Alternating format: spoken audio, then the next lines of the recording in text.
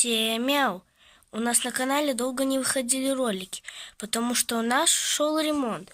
Сейчас я вам покажу несколько фоток, а в конце вас ждет видео. Поехали!